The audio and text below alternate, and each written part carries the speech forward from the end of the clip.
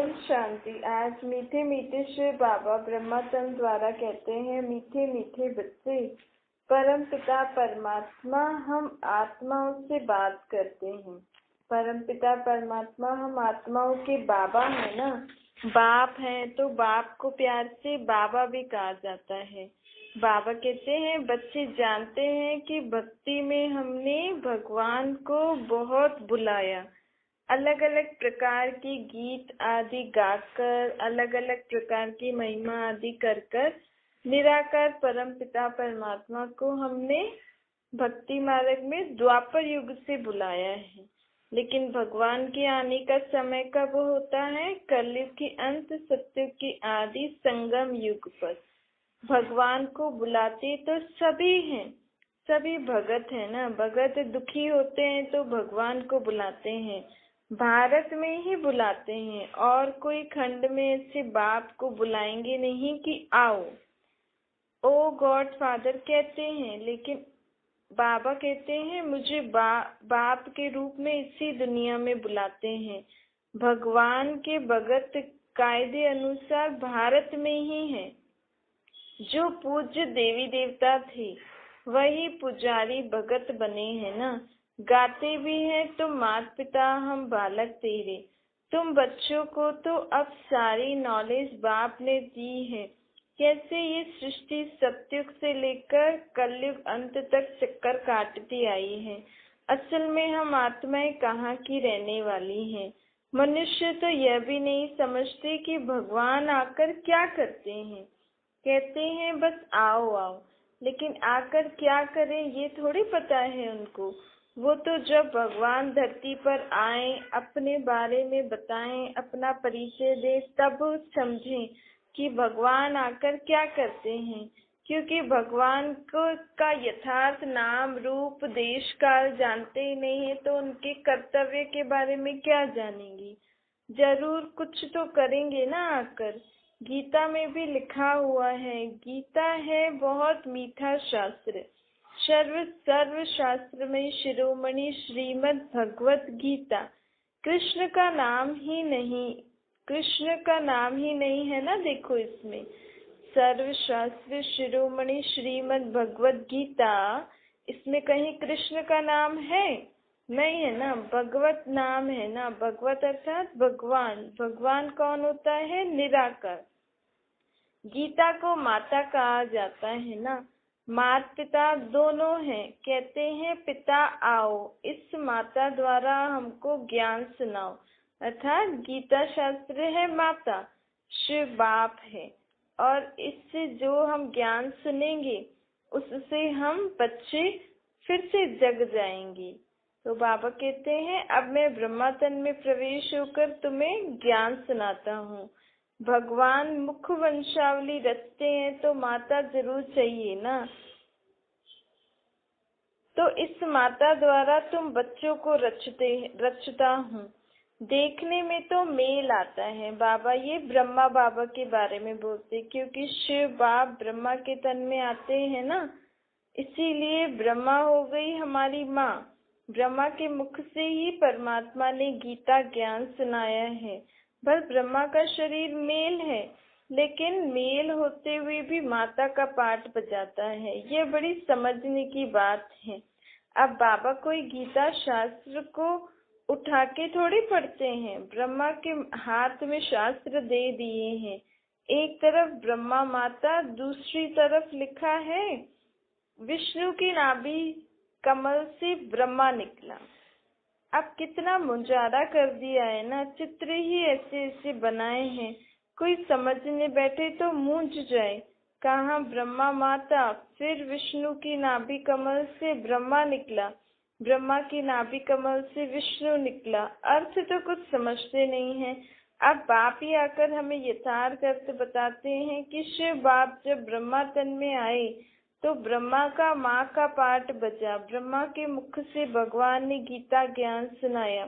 जिस गीता ज्ञान को सुनकर धारण कर कर नई दुनिया की स्थापना के लिए नई दुनिया की राजधानी स्थापन हुई।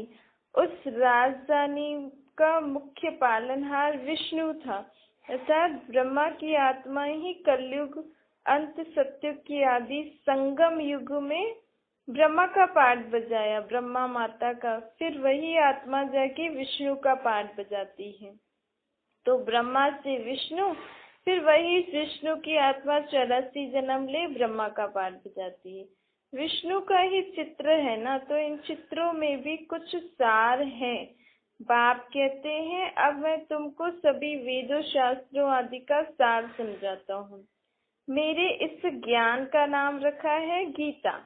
वास्तव में गीता आदि सनातन देवी देवता धर्म का शास्त्र है। देवी देवताएं सत्युग में होते हैं ना, देवी देवताएं वहां तो कोई शास्त्र आदि नहीं सुनेंगे। यहाँ ही सारी सत्युग त्रेता की राजधानी स्थापन हो गई। वहां पे कोई थोड़ी उनको तैयार करेगा, नहीं, यहाँ पे परमात्मा पूरी सत्य की राजधानी की स्थापना कर रहे हैं ब्रह्मा मुख कमल द्वारा।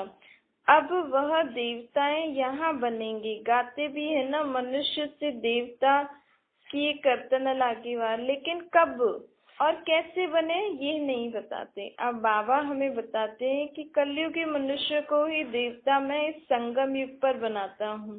कैसे? यह गीता ज्ञान सुना के। ब्रह्मा के हाथ में वेद शास्त्र दिखाते हैं, परंतु ब्रह्मा तो शास्त्र सुनाते नहीं है ना। परम पिता परमात्मा ब्रह्मातन द्वारा तुम बच्चों को सभी शास्त्रों का सार सुनाते हैं। जो समझाते हैं उनका नाम वो लोग गीता रख देते हैं। बाबा कहते हैं, तो कहते हैं बाबा आओ, आकर सुनाओ, तुमको बैठ में ज्ञान सुनाता हूँ। पढ़कर नहीं सुनाता हूँ, ब्रह्मा के मुख से सुनाता हूँ। लिखा हुआ भी है ना, सहज राजयोग सिखाता हूँ। तो वास्तव में सर्वशास्त्रमणि शिरोमणि गीता है जरूर, परंतु गीता का राजयोग किसने सिखाया यह नहीं जानते। बाकी जो भी धर्म शास्त्र हैं वह हो गए गीता के बच्चे अर्थात पत्ते। सन्यासी लोग शास्त्रों को बहुत मानते हैं, बड़ी बड़ी गाड़ियां अथवा ट्रक्स भरकर सारी परिक्रमा देते हैं, बहुत बड़े जुलूस निकालते हैं। मुख्य सन्यासी परिक्रमा देते हैं, गीता भी रखते हैं, परंतु गीता को इतना जानते नहीं हैं। वेदों को आगे रखते हैं क्योंकि वह वेदों को मानने वाले हैं ना सन्यासी। वैसे ही जगन्नाथ में फिर देवी देवताओं के चित्र हैं, उन्हों को भी रथ पर बिठाए परिक्रमा दिलाते हैं, यह उन्हों की मान्यता है। इसका अर्थ है ये उनको ऐसे चारों ओर चक्कर क्यों लगाते हैं, क्योंकि देवी देवताएं ही पूरे 4 युगों में चक्कर काटते हैं ना, इसीलिए वो उनके चित्रों को गाड़ी में बिठाए चक्कर लगवाते हैं। अब तुम बच्चों को मिलती है उत्तम श्रीमत। कौन देता है? निराकार परमपिता परमात्मा। किस द्वारा? ब्रह्मा के मुख से। वास्तव में ज्ञान है सारा बुद्धि में धारण करने का। इन चित्रों आदि की दरकार नहीं, परंतु किसको बिगड़ चित्र समझाएं कैसे? जो बाबा के ज्ञान में चित्र बनते हैं ना, वो बाबा ने क्यों बनाए हैं? क्योंकि बिगड़ चित्र बच्चे समझ नहीं सकते ना। जैसे स्कूल में भी चित्रों द्वारा ही बच्चों को समझाया जाता है। बाप ने कल पहले भी तुम बच्चों को इस सारे कल्प वृक्ष का सुदर्शन चक्र का राज समझाया था। कैसे सतयुगी दुनिया में क्या क्या था, फिर त्रेता में, फिर द्वापर में, फिर कलयुग में। ये चक्कर फिरता ही रहता है। कितने साल का है ये चक्कर? 5000 साल का। इसमें ज्यादा से ज्यादा मनुष्य आत्मा 84 जन्म लेती है। कम से कम एक जन्म इस चक्कर में सभी आत्माओं को आना ही है। जबकि परमपिता परमात्मा ऊपर से नीचे आकर इस चक्कर में पाठ बजाते हैं। भर लोन लिए हुए शरीर में बजाते हैं, लेकिन बजाते तो है ना। ऐसे ही विश्व ऊपर जो भी आत्माएं रहती है उनको इस सृष्टि चक्कर पे में आकर पाठ बजाना ही है।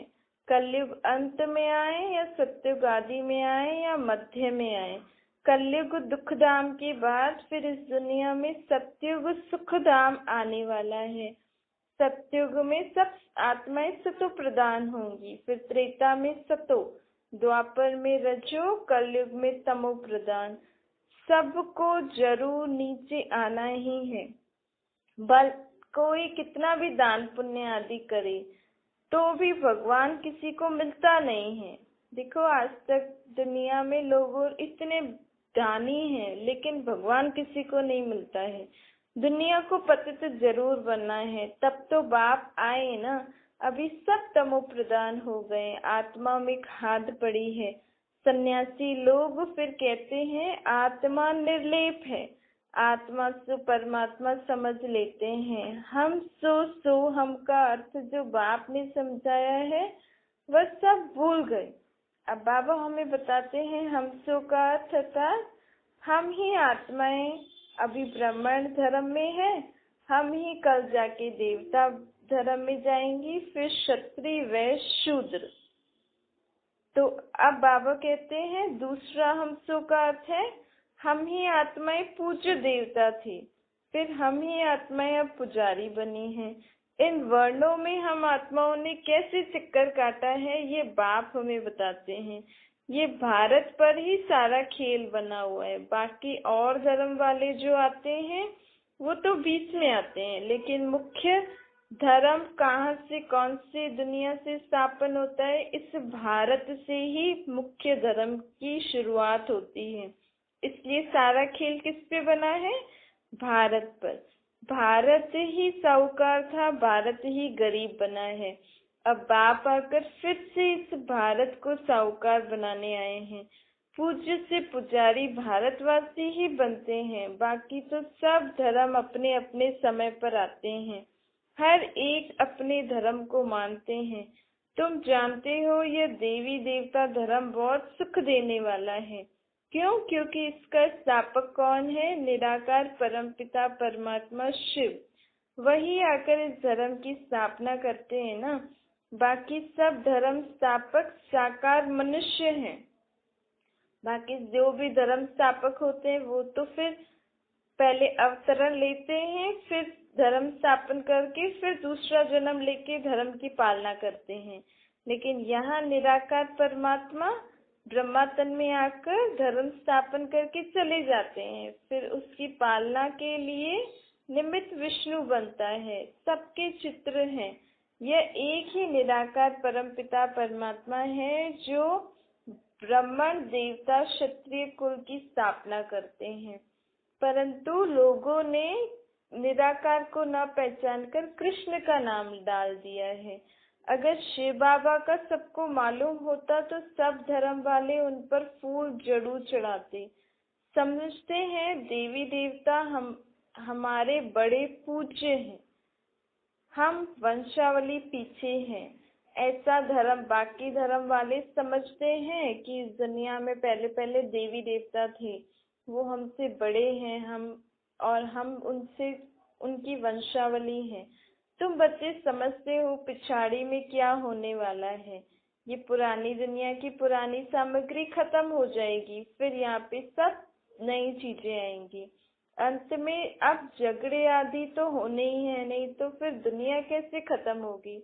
और झगड़े क्यों होंगे? क्योंकि सभी को अपना हिसाब किताब चुकतू करना है ना। या तो बाप को याद करके चुकतू करो या फिर अंत में सजा खाकर चुकतू करना पड़ेगा। भगवान को सब बुलाते हैं तो आएंगे तो जरूर आएंगे, तो क्या करके जाएंगे? दुख की दुनिया को खत्म कर सुख की दुनिया की स्थापना करके जाएंगे। तुम बच्चे जानते हो अब बाबा आया हुआ है। कहते हैं मैं तुम्हारा बाप, ज्ञान का सागर, रहम दिल, ब्लेसफुल हूँ। तुम बच्चों को सदा सुखी बनाता हूँ। बाकी सभी आत्माएं शांति धाम में चली जाती हैं। सत्य त्रेता गोल्डन एज जरूर बाप की स्थापन करते हैं ना आकर, क्योंकि बाबा भगवान है। तो भगवान क्या दुख की दुनिया थोड़ी स्थापन करेंगे, सुख की दुनिया ही स्थापन करेंगे ना। हमारे लिए नई दुनिया स्थापन करेंगे जहाँ पे हीरे सोने आदि के घर महल और सब चीजें वैसी होंगी। तुम समझा सकते हो भगवान सबका बाप है। भगवान ने सबको मत दी थी, सबको समझ दी थी कि जागो अब नई दुनिया आने वाली है। जो भगवान के बच्चे जगे वो उस धर्म में आएंगे, बाकी फिर अपने अपने धर्म में अपने अपने समय पर आएंगे। परम पिता परम आत्मा माना परमात्मा, वह स्टार रूप है। यह बड़ी गुह्य बातें हैं, बुद्धि में पूरी रीति नहीं होगी तो किसी को निश्चय से समझा नहीं सकेंगे। वो लोग तो शिवलिंग का रूप ही बनाते हैं, वास्तव में परमात्मा निराकार ज्योतिर्बिंदी है, एक स्टार मिसल है जो इन आंखों से दिखाई नहीं देते। हम भी आत्माएं वैसी हैं, हम भी एक छोटी सी बिंदी तो है। क्या आपको आपकी आत्मा नजर आती है? नहीं आती है ना, महसूस करते हैं। अभी आत्मा शरीर में है तो हम जीवित हैं, कल को हमारी शरीर से आत्मा निकल जाएगी तो आत्मा निकल गई तो शरीर क्या हो जाएगा? खत्म हो जाएगा, मुर्दा हो जाएगा ना। तो बाबा कहते हैं तुम और हम सब आत्माएं निराकार परम धाम में रहते हैं, निराकारी दुनिया में। तुम नीचे आ जाती हो, फिर दुखी होती हो तो मुझे बुलाती हो, हे परमपिता परमात्मा आकर हमें सुख दो, शांति दो, क्योंकि तुम असल में सुख स्वरूप शांत स्वरूप हो ना, तो इसीलिए तुम मुझे बुलाती हो, आकर हमें सुख शांति दो। परंतु मैं कैसे आऊंगा, कब आऊंगा, ये तुम्हें नहीं पता, न ही मेरा यथार्थ रूप पता था, न ही तुम अपने आप को जानती थी, क्योंकि आत्माएं देह भान में हो गई है ना। ये थोड़ी समझते हैं कि मैं आत्मा निराकार परमात्मा निराकार को बुलाती हूँ, नहीं, ये तो बाबा ने अभी हमें परिचय दिया है। भक्ति मार्ग में जब भगवान को याद करते थे तब ऐसे थोड़ी सोचते थे मैं आत्मा निराकार भ्रुकुटी के बीच में बैठकर अपने निराकार परमात्मा को याद करती हूँ, नहीं। अभी बाबा ने हमें समझ दी है कि हम आत्माएं भगवान बाप को बुलाती थी। अब हमारा बाप आया है हम सभी की पुकार सुन के हम सभी को दुखों से मुक्त करने। दुख में सिमरन सभी आत्माएं करती हैं मुझे, सुख में तो कोई मुझे याद ही नहीं करता।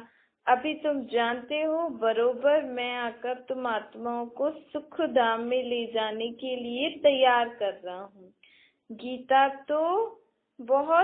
का तो बहुत मान है। गीता का एक एक शब्द अगर सुन के समझ के जीवन में कोई धारण करे तो वो बहुत सुख पाएगा, लेकिन समझते ही नहीं है तो धारण कहाँ से करेंगे। लक्ष्मी नारायण को तो सतयुग के पहले नंबर के प्रिंस लक्ष्मी नारायण तो सतयुग के पहले महाराजा महारानी थे, उससे पहले प्रिंसेस थे। बचपन में वह राधे कृष्ण प्रिंसेस थे, फिर स्वयंवर के बाद किंग एंड क्वीन महाराजा और महारानी बने।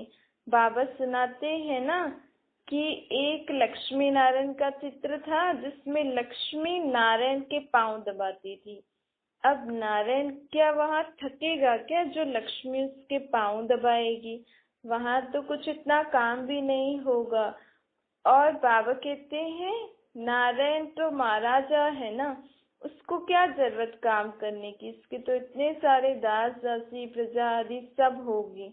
ये तो सब भक्ति मार्ग में चित्र बना दिए हैं, यथार्थ मतलब नहीं समझ में आता उनको।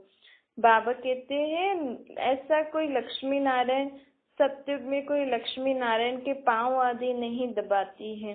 वहाँ तो शरीर ही इतना तंदुरुस्त रहता है, इतना अच्छा रहता है, वहाँ ये दर्द आदि कहाँ से होगा? पैर दबाना पांव दबाना अर्थात पांव में दर्द होता है ना, दर्द होगा तो दुख होगा। महाराजा को ही दुख होगा तो प्रजा को दुख क्यों नहीं होगा? जबकि भगवान ने उनको इतनी बड़ी दुनिया बना के दी, विश्व का पालनहार की गद्दी देके गए, तो उनकी दुनिया में दुख का नाम निशान ही नहीं होगा ना। तो बाबा कहते ये सब वहाँ पे नहीं होता, ये तो चित्र बनाने वालों ने बना दिए हैं। तो बाबा अब हमें हर भक्ति मार्ग के हर चित्रों के बारे में भी यथार्थ समझ देने आए हैं कि क्या क्या चित्र बना दिए हैं, उनका यथार्थ अर्थ क्या है। अभी तुम आत्माएं जो कलयुग अंत में आते आते थक गई हो, तो निराकार परमात्मा हम सभी आत्माओं का थक दूर करने आए हैं। कैसे? इस ज्ञान और राजयोग अभ्यास से। कोई पांव दबाने से थकान नहीं दूर करने आए हैं। ज्ञान और योग सुना, योग कैसे रखें, बाबा को कैसे याद करें, पूरी सृष्टि चक्र का ज्ञान सुना के हमारे जीवन की सारी थकान दूर करने आए हैं। अभी बाबा हमें खुशी की बात बताने आए हैं। तुम हो God fatherly student. Student life कितनी अच्छी होती है ना, तुम मेरे स्टूडेंट बने हो। मैं तुम्हें नई दुनिया के लिए नई पढ़ाई पढ़ा रहा हूँ। कौन पढ़ा रहा है? निराकार भगवान। हम निराकार आत्माओं को पढ़ा रहे हैं ना, तो कितनी खुशी की बात है। पढ़ाई में तो बच्चों को बहुत खुशी होती है ना, कहते हैं ना स्टूडेंट लाइफ बहुत अच्छी होती है। तो ये है आपकी गॉड फादरली स्टूडेंट लाइफ, इसको कभी भूलना नहीं चाहिए। वंडरफुल स्टूडेंट लाइफ है ना, छोटा बड़ा बूढ़ा सब कहेंगे कि हम भगवान के विद्यार्थी हैं। इस जीवन के लिए ही गायन है ना, अतीन्द्रिय सुख पूछो तो गोपी वल्लभ के गोप गोपियों से पूछो। ये है हीरे जैसा जन्म। असल में अतीन्द्रिय सुख इन इंद्रियों से परे का सुख अभी हम आत्माओं को मिल रहा है, क्योंकि बाबा हमें घड़ी घड़ी क्यों क्या अभ्यास दिलाते हैं कि अपने को आत्मा समझ मुझे याद करो। उस स्वरूप में बैठकर ये ज्ञान सुनो तो आपकी आत्मा को अतीन्द्रिय सुख महसूस होगा। ये अभी का ही गायन है, हम ही परमात्मा के गोप गोपी है ना, ये हमारा हीरे जैसा जन्म है। सत्युग में तो हम देवता बन जाएंगे, लेकिन देवता बनने के लिए पढ़ाई पढ़ना जो पहले का समय होता है वो बहुत अच्छा है, क्योंकि अभी हमारे साथ भगवान है, हमारा बाप हमारे साथ हमें तैयार कर रहे हैं। सत्युग में बाबा थोड़ी होंगे। तो इस समय तुम सब बाप के बच्चे गुप्त हो, गुप्त गुप्त निराकार परमात्मा हम आत्माओं को गुप्त गुप्त सत्युग की नई दुनिया के लिए पढ़ाई पढ़ा रहे हैं, तैयार कर रहे हैं। गुप्त हम आत्माओं को ज्ञान का दान दे रहे हैं। देखो कहा जाता है ना, गुप्त दान का बहुत महत्व होता है। तो भी भगवान भी गुप्त है, आंखों से थोड़ी दिखते हैं। हम आत्मा की भी गुप्त है, आंखों से नहीं दिखती हैं। तो मैं आत्मा गुप्त ही गुप्त अपने बाप का ज्ञान सुन उसका सिमरन कर क्या बन रही हूँ? माला माल बन रही हूँ। कोई अहंकार आदि आने की तो बात नहीं है ना। देखो बाबा को कभी अहंकार आता है क्या? बाबा का तुमने कितना अपमान किया भक्ति मार्ग में, आप सर्वव्यापी हो, कण कण हो। कभी कभी दुख होता है तो कह देते हैं ना भगवान ने हमें दुख दिया। फिर भी बाप इतना निरहंकारी है कि हमारी सब बातों को भूल हमारी मदद के लिए फिर से इस दुनिया में आए हैं। पतित दुनिया पतित शरीर में निराकार परम पिता परमात्मा आकर हम आत्माओं को फिर से माला माल करने आए हैं। किससे? ज्ञान से। क्योंकि कहा जाता है ना, knowledge is source of income. जितना ज्ञान होगा उसी रीति हम अपने जीवन में धंधादौरी कर सकते हैं, कमाई आदि कर सकते हैं। तो यहाँ पे जितना हम बाबा से ज्ञान सुन के जीवन में धारण करेंगे उतना ही ये एक एक ज्ञान का रत्न सत्युग में हमें लाखों रुपए के रूप में मिलेगा। मनुष्य तो समझ भी नहीं सकते कि ये सब क्या कर रहे हैं, उन्हें समझाओ तो भी समझते नहीं हैं। कई कई तो सुन के भी अनसुना कर देते हैं, और कई बच्चे फिर सुनते हैं, समझ में आते हैं कि अच्छा अच्छा करके चले जाते हैं, कई फिर लग भी जाते हैं। बाबा कहते हैं ना, ये ज्ञान कोटों में कोई कोई में भी कोई समझेगा। मासी का घर थोड़ी है भगवान को पहचान कर उसका ज्ञान समझ जीवन में धारण करने का। महाभारत लड़ाई भी लगनी तो है जरूर, इसमें डरने आदि की कोई बात नहीं है। अभी भी कई जगह लड़ाई छिड़ती है तो बंद हो जाती है। क्यों? क्योंकि अभी तक तुम बच्चे तैयार कहाँ हुए हो। जब तैयार हो जाओगे तो फिर ऐसी छिड़ेगी, फिर रुकेगी नहीं, फिर सब चले जाएंगे अपने घर, फिर इस दुनिया में एक एक करके अपने समय पर आएंगे। बाबा कभी किसी को दुख थोड़ी देते हैं, बाबा थोड़ी विनाश कराएंगे। कहते हैं शंकर ने आँख खोली तो विनाश हुआ, शंकर भी तो देवता है ना, देवता कोई विनाश थोड़ी कराएगा, ना ही भगवान दुनिया को खत्म कराता है। ये तो नेचुरल क्लैमिटीज होंगी जो तुमने बॉम्ब आदि बनाए हैं, तो जब एक दो से लड़ाई छिड़ेगी तो एक फेंकेगा तो दूसरा तीसरा, ऐसे फेंकते फेंकते सारी दुनिया खत्म हो जाएगी। फिर सत्युगी दुनिया स्थापन हो जाएगी। जब दुनिया ही नहीं रहेगी तो फिर जो सत्युगी दुनिया वाले संस्कार वाले बच्चे होंगे वो नई दुनिया की स्थापना कर लेंगे। आत्माएं शरीर छोड़ शांति धाम में चली जाएंगी, फिर आएंगी सत्युगी दुनिया में। इसमें दुख की तो कोई बात नहीं है ना। अगर हम उस रीति इस बात को देखें कि सत्युगी दुनिया की स्थापना हो रही है, तो जो भी अब लड़ाई झगड़े होंगे उसमें हमें दुख आदि की कोई महसूसता नहीं होगी, क्योंकि ये ड्रामा अनादि बना हुआ है ना। एक युग के बाद दूसरा, दूसरे के बाद तीसरा, तीसरे के बाद चौथा तो आना ही है। अब चौथा खत्म हो गए फिर पहला आना ही है। वर्ल्ड की हिस्ट्री ज्योग्राफी तो रिपीट होनी ही है। रिपीट तो जरूर शुरू से होगी ना। अब अंत होगा तो शुरू से ही रिपीट होगी ना। कलयुग के बाद सतयुग आएगा भी, लिखा भी हुआ है ना, है भी सत्य हो सी भी सत्य, अर्थात जो है वो भी सत्य है, जो होगा वो भी सत्य है। ये अनादि चक्र फिरना ही है। जरूर जब पुरानी दुनिया का अंत होगा तभी तो नई दुनिया आएगी ना। क्रिएटर तो वो एक निराकार परमपिता परमात्मा ही है।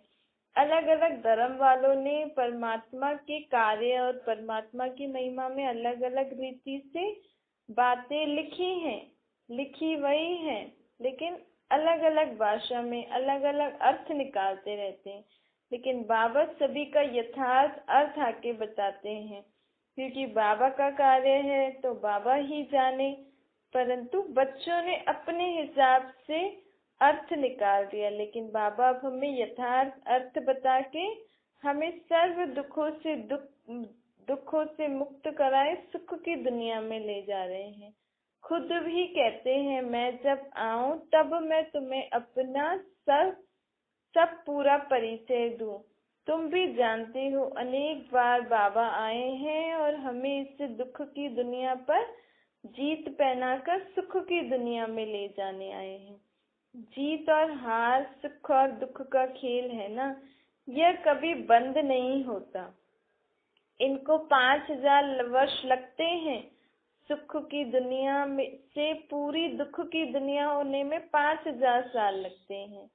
फिर बाबा जब उस कलयुग सत्य के बीच के समय में आएंगे और 100 सालों में सुख की दुनिया बना लेते हैं।